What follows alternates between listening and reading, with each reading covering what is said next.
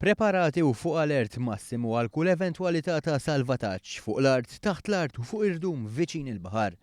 Għal dawn l-aħħar 5 tiem membri ta' salvataġġ volontira Maltin naqdu moħrajn mill-Italja, ir-Renju Unit, il-Portugal, il-Greċja u l-Ungerija għal sessjonijiet ta' taħriġ intensiv u mirat biex ifittex nies f'periklu li jitilfu ħajjithom.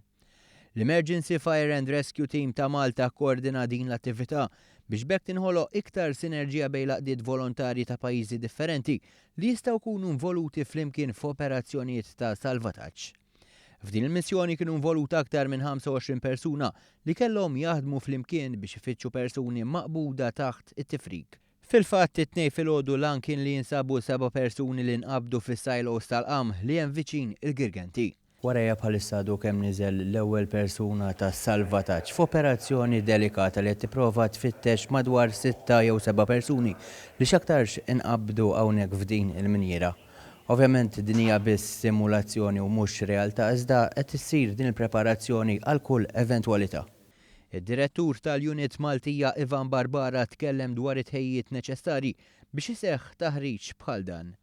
Għara preparazzjoni tieħu ħafna żmien.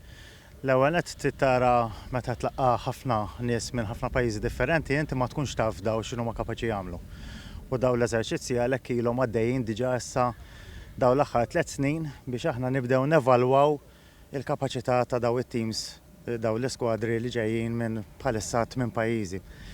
Il-preparazzjoni tal-lum ilha għaddejja 6 xhur. Ilha għaddejja 6 xhur anke biex infittxu siti, nfittxu l-permessi neċessarji biex inkunu nistgħu nużaw dawn il-postijiet. Dan it-taħriġ b'finanzjament minn fondi Ewropej għandu jwassal sabiex sal-2017 jitħejjew istruzzjonijiet komuni bejn timijiet internazzjonali. Uħud mill-membri ta' salvataġġ li kien hawn f'Malta kellhom semm importanti fit-tfittix ta' persuni fl-arar li seħħu fis-Serbja u riċentament fir-Renju Unit.